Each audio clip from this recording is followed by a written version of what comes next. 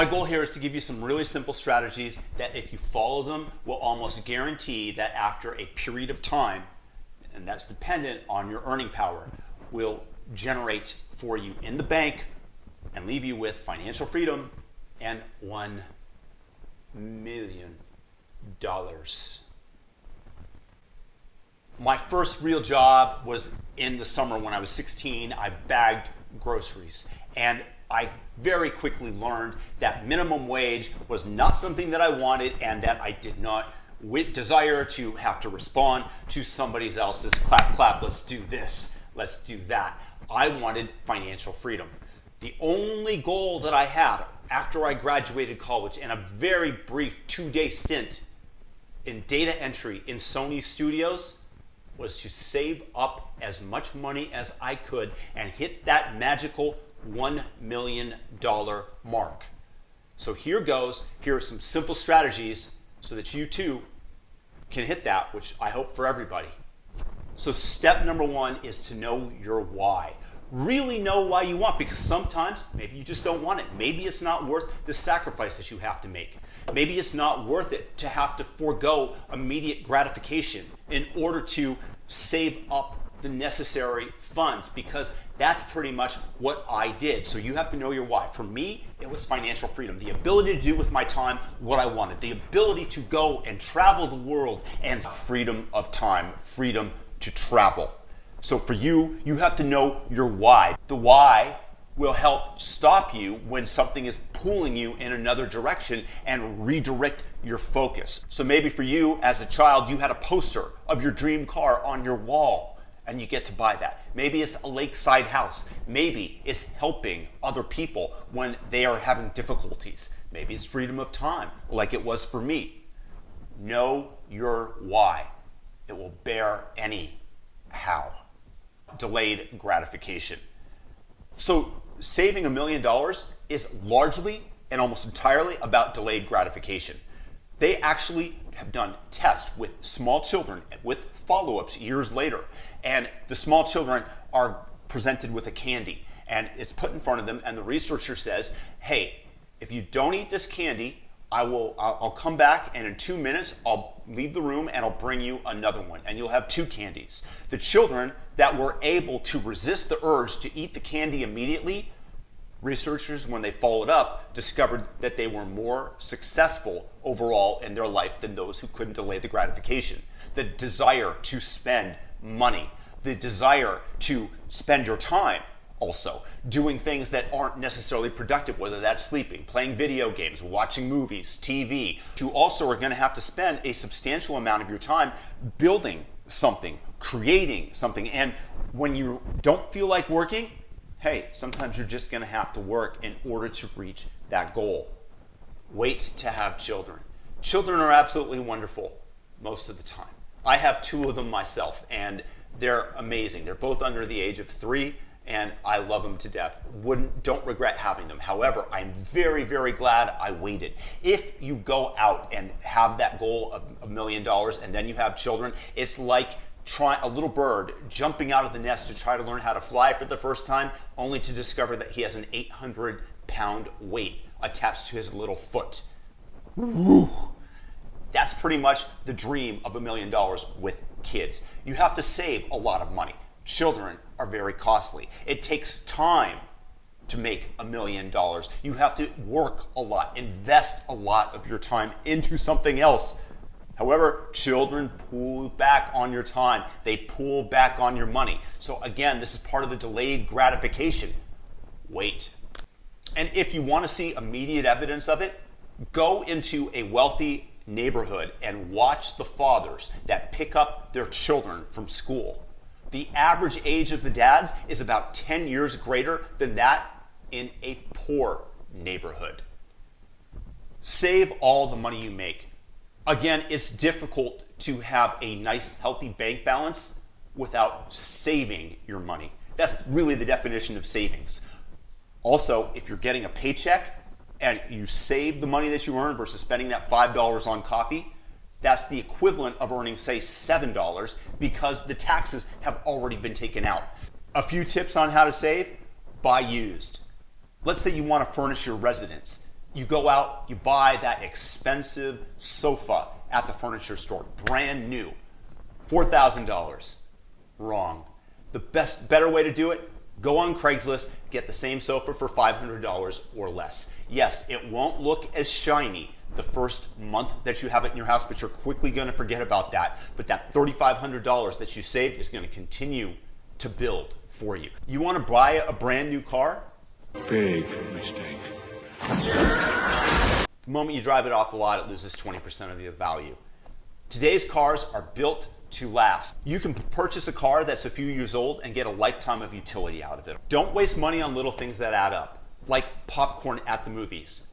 That fattening tub of goo is just a detrimental to your bank account. That $5 to $8, whatever it costs, save that money. Similarly, coffee, Starbucks. You can make coffee in your kitchen for almost the price of water. Also, don't go out to dinner.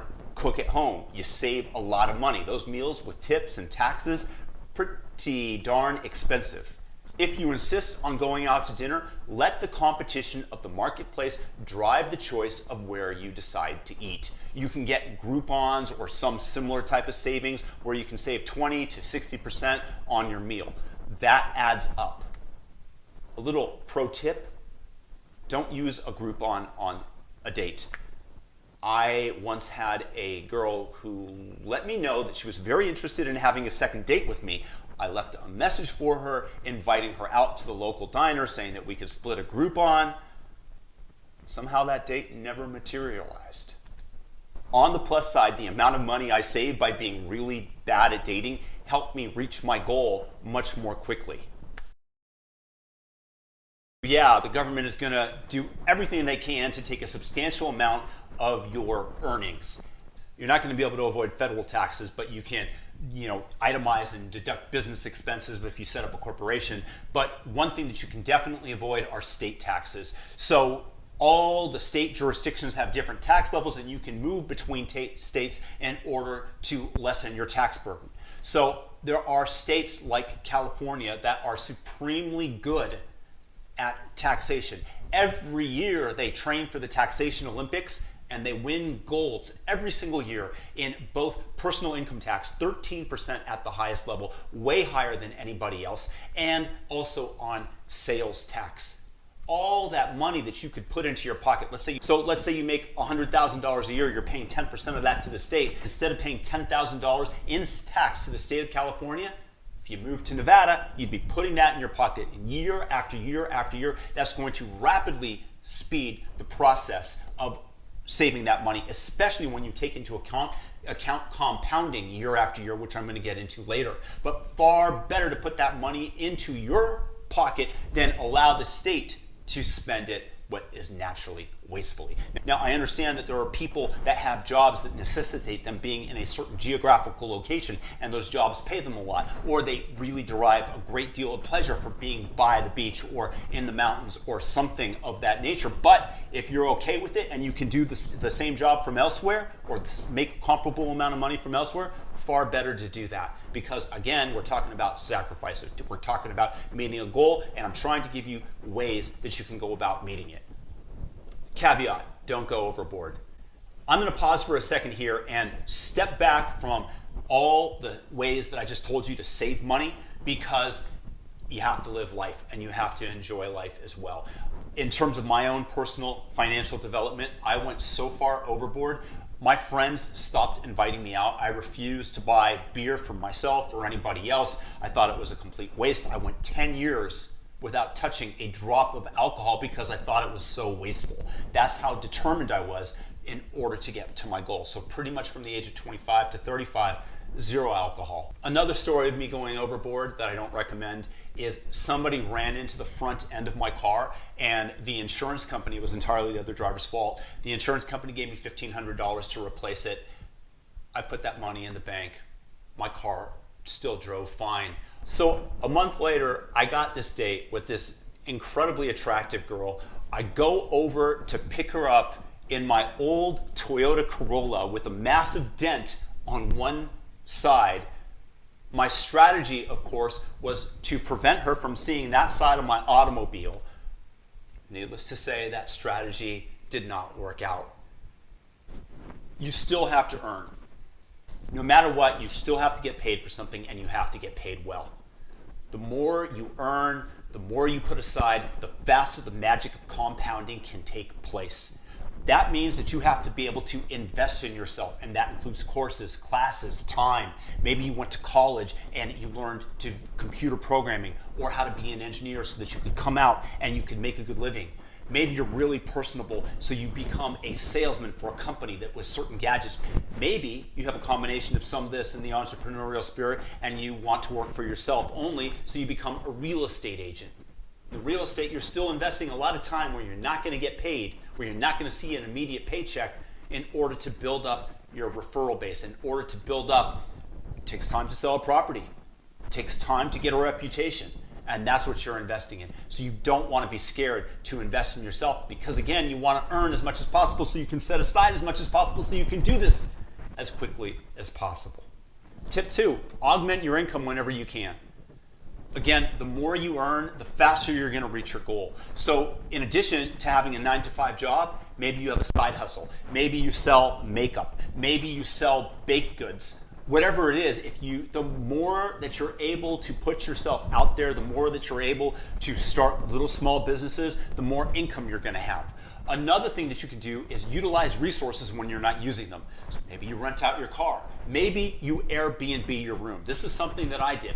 I had a 1-bedroom in Los Angeles, and I would advertise my room available for rent, and if somebody was willing to pay the $120 a night, I was more than willing to take that money and sleep out on the couch. For me, it wasn't that big a deal. For cheaper, I allowed somebody to come in and rent the couch out. You can also Airbnb your place when you go on vacation, if you have a condominium that you own, if you have a house that you own, and you're okay with that. You just don't want to let an asset lie fallow. You want it to be able to produce for you.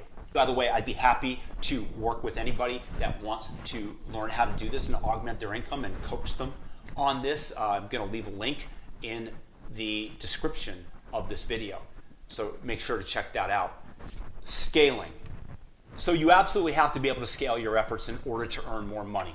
The reason that software engineers get paid as well as they do, aside of the fact that it's a fairly complex task that you're doing, is that at the click of a button, Google can send out the software update to 1 billion Android phones. So you have an effect. You're scaling your efforts. You're able to reach far more people, as opposed to, let's say you flip burgers on the sidewalk. There's a limited number of people that you can interact with. However, if you become McDonald's and you franchise out your restaurants, then you're scaling your efforts, because you have other people working that you have helped get set up, and they're able to produce revenues for you, which is what you want. You want to be able to make money when you're not there. Another way that you can scale your efforts is just with an affiliate link. You have an affiliate program, you get a commission based on what you are able to sell, but that exists somewhere out on the internet, and if people find it, then you're able to generate commissions from that, and so you have something else selling for you that you don't have to take direct part in.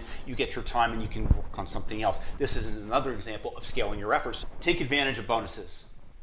So another thing that you can do is take advantage of the bonuses that financial institutions or various corporations might give you. There are financial corporations that will give you $200 to set up a savings account with them, or a business account with them. Or if you use their credit card, use a Chase credit card, they might give you a $500 bonus once you spend $4,000. That's an automatic 12.5% return on your money in that case, the quick math, and you are then able to pocket that, not to mention the fact that because it's a discount, you don't get taxed on it, but nevertheless you are saving the money. Once again, that's an example of why saving in this case has more power than earning the same amount of money, because there's no taxes. Or another example, with the credit cards, you can get free airline miles, and you can use that for travel and then pocket the difference, save the difference. All these things are there available for you if you seek them out. Hire an assistant.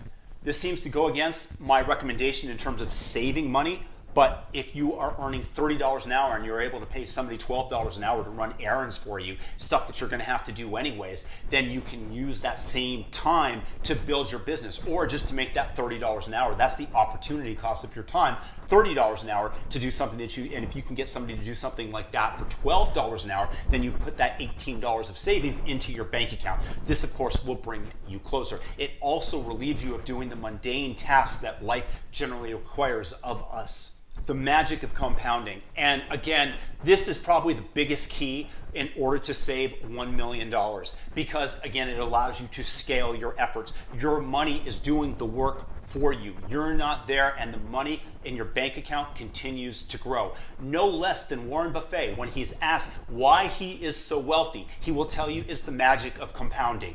Most of you are likely familiar with this term. What it is, in case you're not, let's say you start off with $1,000. You earned 10% 1 year. Let's just pick an arbitrary number. Suddenly you have $1,100 in your bank account. The next year, you do not earn $100 if you are able to grow it at the same rate. You earn on 10% of $1,100, you earn $110. So this money continues to roll over and grow more quickly, more quickly. So the beauty of our capitalistic society is the fact that you can own fractional shares of a huge company. So for example, Apple, let's say you own just a couple of shares of Apple. As the company grows, as their products get better, as they generate more profit, you are participating in that, and it doesn't cost that much to start building that into your portfolio. Stocks will rise, stocks will fall. We're going to talk about what to invest in a second, but nevertheless, the fact that you are able to reap the gains of other people's efforts, of all the designers' efforts, however small that might be, this is what leads us to have a very successful capitalistic system and why the United States is the wealthiest country on the face of the earth. So in terms of the magic of compounding, I want to show you how quickly you can reach your $1 million mark. Now, I'm going to assume a 7% annual return from the stock market, which is historically what it's given. And so I'm going to assume that you're going to start from $0. You're fresh out of college, you might not have any debt, but you have $0 in the bank account and you take your first job.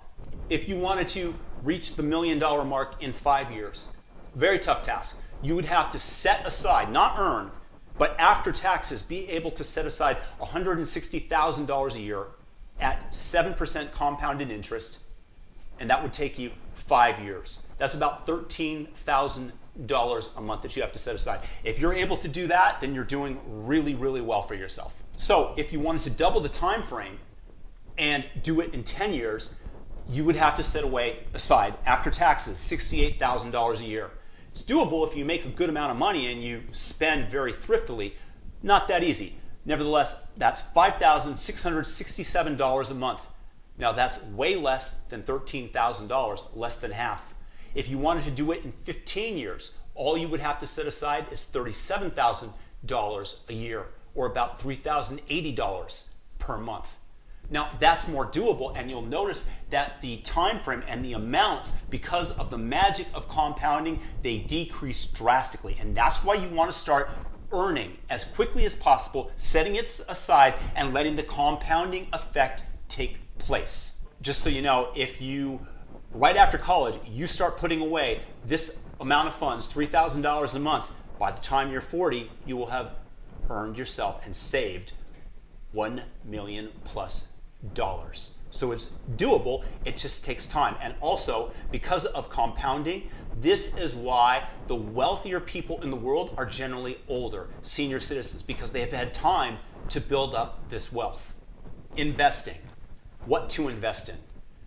So I'm just going to tell you straight out that I recommend the S&P 500. It's what Warren Buffett recommends. You are therefore able to participate in America's growth. As America grows, so does your portfolio. As new productivity gains are put into society, you are benefiting from this, because overall, in terms of real wealth, the only thing that matters is our productivity gains. The fact that we can shoot this video on an iPhone and then share it throughout the world via YouTube is an example of something that people 30 years ago would have only dreamed of. And this has been able to produce massive benefit from society in terms of the informational technology, in terms of other technologies, but this is what real growth is. You're going to hear from everybody that they have a hot stock tip, and that if you give somebody your money, that they're going to make you X amount of money. There are very few people that are able to do that, and they are basically digging into your pocket and taking some of that compounded possibilities. And it doesn't sound like much, but if somebody takes 1% a year, that really, really adds up. You want to avoid that as much as possible. So you want